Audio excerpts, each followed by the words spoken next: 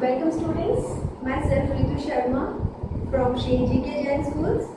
आज हम लोग केमिस्ट्री इन एवरीडे लाइफ ये वाला लेसन पढ़ेंगे। मतलब कि रसायन विज्ञान का हमारे दिन और हमारे दिनचर्या के अंदर क्या उपयोग है। और इस लेसन के अंदर हम लोग विभिन्न प्रकार के जैसे कि फाइबर्स हो गए, प्लास्टिक्स हो गए और विभिन्न प्रकार का रबर हो गए, ये सारी चीजें पढ़ेंगे और इन चीजों का निर्माण किस तरीके से होता है। तो स्टार्ट करते हैं लेसन। तो इस लेसन के अंदर सबसे पहले आपको एक चीज पता होनी चाहिए जो कि है मोनोमर और दूसरा क्या है पॉलीमर। इस लेसन को स्टार्ट करने से पहले आपको मोनोमर और पॉलीमर के बारे में पता होना चाहिए। तो मोनोमर क्या होता है? मोनोमर बहुत छोटे छोटे से रासायनिक पदार्थ होते हैं जो चेन की फॉर्म में होते हैं और कंबाइन होकर के क्या बनाते हैं? पॉलीमर। ये सब जुड़ करके क्या बनाएंगे? पॉलीमर। बहुत सारे मोनोमर्स, ये क्या है? मोनोमर। Clear students? मोनोमर क्या है? कोई रासायनिक तत्व है, पदार्थ है जो आपस में जुड़ करके किसका निर्माण करते हैं? बहुत सारे मोनोमर्स जुड़ करके किसका निर्माण करते हैं? पॉलीमर का। ठीक है। अब पॉलीमर कितने प्रकार के होते हैं, कैसे उनका विभाजन होता है, हम लोग अब ये देखेंगे। ठीक है। अभी इतना तो समझ में आ गया कि पॉलीमर क्या होते हैं। पॉलीमर जो होते हैं बहुत सारे मोनोमर्स कंबाइन होकर के किसका निर्माण करते हैं? पॉलीमर का। अब पॉलीमर्स के प्रकार हम लोग देखेंगे। पॉलीमर्स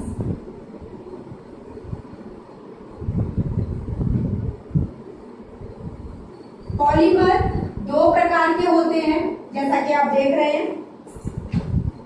एक तो होता है नेचुरल पॉलीमर, नेचुरल यानी कि प्राकृतिक पॉलीमर, और दूसरा क्या होता है? Artificial polymer. आर्टिफिशियल पॉलीमर जैसे कि नाम से ही पता लग रहा है, नेचुरल पॉलीमर मतलब कि जो प्राकृतिक रूप से पाए जाते हैं उनको क्या बोलते हैं? Natural polymer. जो आर्टिफिशियल पॉलीमर होते हैं वो क्या होता है? मैन मेड होते हैं, मतलब कि इंसानों के द्वारा बनाए गए होते हैं। पॉलीमर्स को क्या बोलते हैं? Artificial polymer. नेचुरल पॉलीमर्स के एग्जांपल कौन कौन से होते हैं? जैसे कि देखिए, एक तो होता है सेल्यूलोज, दूसरा होता है स्टार्च और third one is glycogen. Clear? Cellulose जो है वो कहां पाया जाता है? कोशिका भित्ति में, यानी कि सेल की सेल वॉल में क्या पाया जाता है? प्लांट सेल की जो सेल वॉल होती है, प्लांट सेल में जो कोशिका भित्ति होती है वो किससे बनी होती है? सेल्यूलोज से। स्टार्च क्या होता है? प्लांट्स के अंदर एक्स्ट्रा फूड जो होता है वो किस फॉर्म में संग्रहित होता है? स्टार्च की फॉर्म में। Excess food in plants. Excess food in plants. Glycogen क्या होता है? एक्सेस फूड जो स्टोर होता है ह्यूमन और एनिमल्स के अंदर, वो कहां होता है? लीवर के अंदर। किस फॉर्म में होता है? ग्लाइकोजन। ग्लाइकोजन कहां स्टोर होता है? पहले तो आपको ये पता होना चाहिए, लीवर में। और ये क्या है? ग्लाइकोजन क्या है? एक्सेस फूड है जो मनुष्यों में और जानवरों में संग्रहित होता है। एक्सेस फूड है। ठीक है, आगे होगा आपको समझ में। अब बात करते हैं आर्टिफिशियल पॉलीमर, यानी कि मानव निर्मित पॉलीमर। ये देखिए कितने प्रकार के होते हैं? ये भी 3 प्रकार के होते हैं। First one is fibre, second one is plastic, third one is rubber. Okay students, one by one plastic के प्रकार। सबसे पहले मैं आपको प्लास्टिक समझा रही हूँ, ठीक है। तो आर्टिफिशियल पॉलीमर आपको समझ में आ गया कितने प्रकार का होता है, का फाइबर, प्लास्टिक, और तीसरा क्या होता है, रबर। अब प्लास्टिक हम लोग डिस्कस करेंगे। प्लास्टिक जो है वो कितने प्रकार की होती है, फिर वापस से दो प्रकार की होती है। प्लास्टिक कितने प्रकार की होती है, दो प्रकार की। एक तो होती है थर्मोप्लास्टिक, एक क्या होती है, थर्मोप्लास्टिक, और दूसरी क्या होती है, thermosetting. Thermosetting, thermosetting plastic. Clear. Thermoplastic क्या होती है, जिसको गर्म करने पर, गर्म करने का निशान क्या होता है, डेल्टा, है ना। थर्मोप्लास्टिक वह प्लास्टिक होती है जिसको आप गर्म करेंगे तो उसकी साइज या शेप में परिवर्तन नहीं होगा। सॉरी, परिवर्तन थर्मोप्लास्टिक में क्या होगा, अगर आप थर्मोप्लास्टिक को गर्म करेंगे तो उसकी शेप में और साइज में क्या हो जाएगा, परिवर्तन हो जाएगा। Change in shape and size, shape and size. Thermoplastic क्या होती है, अगर आप थर्मोप्लास्टिक को गर्म करेंगे तो उसकी शेप और साइज में क्या हो जाएगा, परिवर्तन हो जाएगा। थर्मोसेटिंग प्लास्टिक कौन सी होती है, अगर आप इस प्लास्टिक को गर्म करेंगे तो उसकी शेप और साइज में क्या होगा, कोई परिवर्तन नहीं होगा।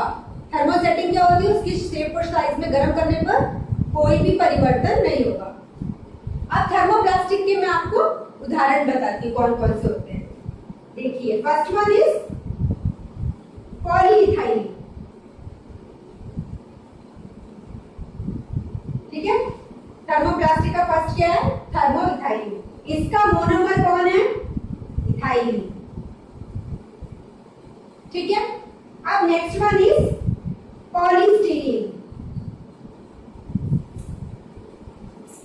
पॉलीस्टीरीन, ये नाम सब आपको याद करने पड़ेंगे। पॉलीस्टीरीन, इसका मोनोमर कौन सा है, स्टीरीन, ठीक है। अब पॉलीस्टीरीन जो प्लास्टिक है, इसका उपयोग कहां पर होता है, इसका उपयोग होता है एक तो पाइप्स बनाने में, दूसरा इलेक्ट्रिक वायर्स बनाने में, ठीक है। पॉलीस्टीरीन का कहां उपयोग होता है, पाइप्स बनाने में, इलेक्ट्रिक वायर्स बनाने में इसका उपयोग होता है। Third one is polyvinyl chloride, this is very important, polyvinyl chloride. Sorry, polystyrene का जो उपयोग होता है मेनली वो कहां पे उपयोग होता है, थोड़ा ये मैंने गलत बता दिया आपको। पॉलीस्टीरीन का उपयोग जो होता है, जो आपके ये फ्रिज है, टीवी है, जो ये जो चीजें हैं, ये किससे बनी हुई है, कौन सी प्लास्टिक से बनी है, पॉलीस्टीरीन से। यानी कि मोबाइल हो गया आपका, मोबाइल कवर, फ्रिज, टीवी, ठीक है। ये सब चीजों के अंदर कौन सी प्लास्टिक का उपयोग होता है, पॉलीस्टीरीन का, ठीक है। अब बात आएगी पॉलीविनाइल क्लोराइड यानी कि पीवीसी। इसका फुल फॉर्म क्या होता है, पॉलीविनाइल क्लोराइड। ओके स्टूडेंट्स, अब पीवीसी पॉलीविनाइल क्लोराइड का कहां उपयोग होता है, इसका उपयोग होता है एक तो पाइप्स का निर्माण करने में, दूसरा इलेक्ट्रिक वायर बनाने में, और मोस्ट इंपॉर्टेंट जो आपका रेनकोट होता है वो किससे बना होता है, पॉलीविनाइल क्लोराइड से, यानी और रेनकोट। ठीक है स्टूडेंट्स, आगे समझ में। पॉलीइथाइलिन का पॉलीमर क्या है, इथाइलिन। पॉलीस्टीरीन का मोनोमर क्या है, स्टीरीन। और पॉलीस्टीरीन का कहां उपयोग होता है, मोबाइल कवर, फ्रिज, टीवी, ये सारे जो इलेक्ट्रिक अप्लायंसेस में। अब तीसरी जो है थर्मोप्लास्टिक, वो है पॉलीविनाइल क्लोराइड। इसका निर्माण कहाँ कहाँ पे होता है आपका, पाइप्स के निर्माण में, फ्रिज के पाइप्स के निर्माण में, इलेक्ट्रिक वायर और रेनकोट के निर्माण में किसका कौन सी प्लास्टिक यूज होती है, पॉलीविनाइल क्लोराइड। अब हम बात करेंगे थर्मोसेटिंग प्लास्टिक। जिसको गर्म करने पे थर्मोसेटिंग प्लास्टिक कौन सी होती है? जिसको गर्म करने पे उसकी स्थिति में कोई परिवर्तन नहीं होता है। तो कौन कौन सी होती है thermosetting plastic? First one is Bakelite. Bakelite most important, पहली ऐसी प्लास्टिक है जो मैन मेड प्लास्टिक है। बैकेलाइट क्या है? First man made plastic, first man made plastic. Okay student, second one क्या है? बैकेलाइट का जो उपयोग होता है वो आपने बर्तनों के हैंडल में जो प्लास्टिक का उपयोग होता है वो कौन सी होती है? बैकेलाइट। हैंडल्स ऑफ यूटेंसिल, बर्तनों के हैंडल बनाने में कौन सी प्लास्टिक का उपयोग होता है? बैकेलाइट का। ठीक है। अब second one is melamine. Second plastic कौन सी है? मेलामाइन। मेलामाइन आपने सुना होगा, घर में जो प्लास्टिक की क्रॉकरी हम लोग जो यूज करते हैं वो किस प्लास्टिक से बनती है? मेलामाइन से। Plastic crockery. Third one is Teflon, very important. Third one is Teflon.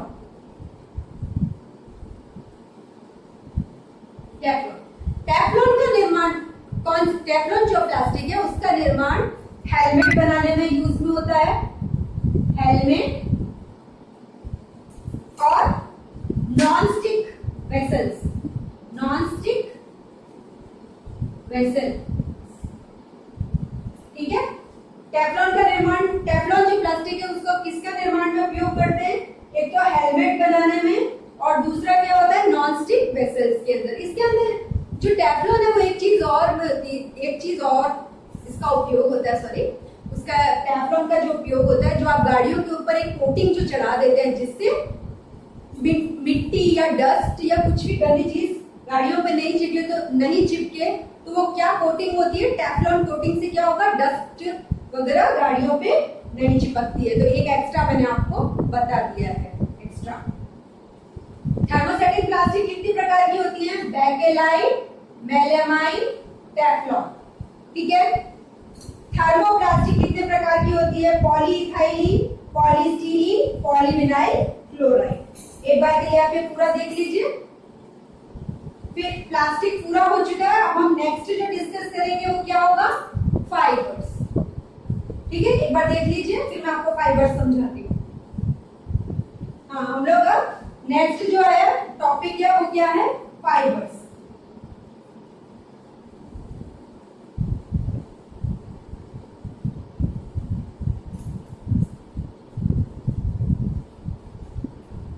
Fibres के अंदर जो इंपॉर्टेंट फाइबर्स है वो हम लोग जो हमारे सिलेबस के अंदर है वही हम लोग डिस्कस करेंगे।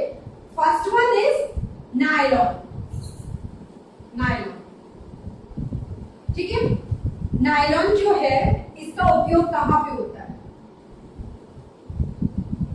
नायलॉन जो है वो क्या है? बहुत मजबूत फाइबर है। इसका उपयोग कहां पे करते हैं? रस्सी बनाने में, रोप्स में। दूसरा कहां उपयोग करते हैं? पैराशूट बनाने में। तीसरा जो होता है टूथब्रश के जो ब्रिसल्स होते हैं उसमें किसका यूज करते हैं? नायलॉन का। Toothbrush bristles. और क्या होता है? Paint brush bristles. Paint brush bristles. Nylon का कहां कहां पे उपयोग होता है आपने देख लिया ना? Ropes, parachute, toothbrush bristles, paint brush के अंदर। दूसरा जो है रेयॉन। दूसरा फाइबर कौन सा है? रेयॉन, जो हमारे सिलेबस में है। रेयॉन। रेयॉन का नाम क्या है? Artificial silk. इसका नाम आर्टिफिशियल सिल्क क्यों रखा है? क्योंकि यह देखने में कैसा होता है? Artificial silk. Sorry, artificial silk. Nylon, rayon को क्या बोलते हैं? Artificial silk. क्यों? क्योंकि यह देखने में कैसा होता है? सिल्क के जैसा। Rayon is called artificial silk. ठीक है। रेयॉन का कहां उपयोग करते हैं? कपड़ों के निर्माण के अंदर उपयोग में लिया जाता है। ठीक है, third one is Dacron.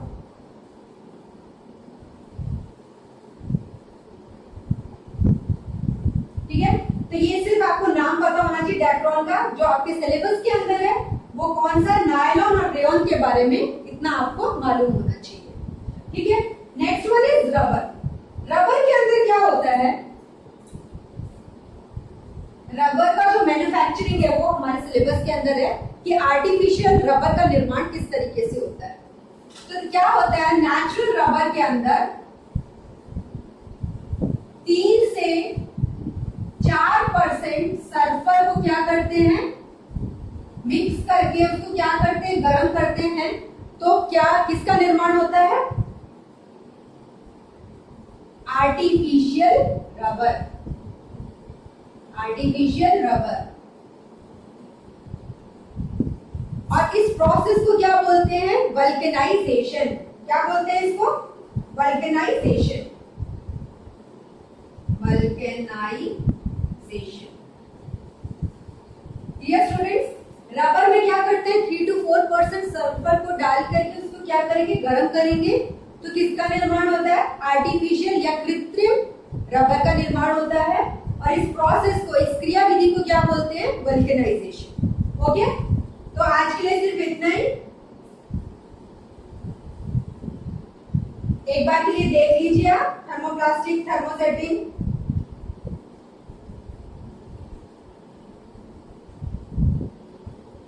Changing, एक बार के लिए देख लीजिए।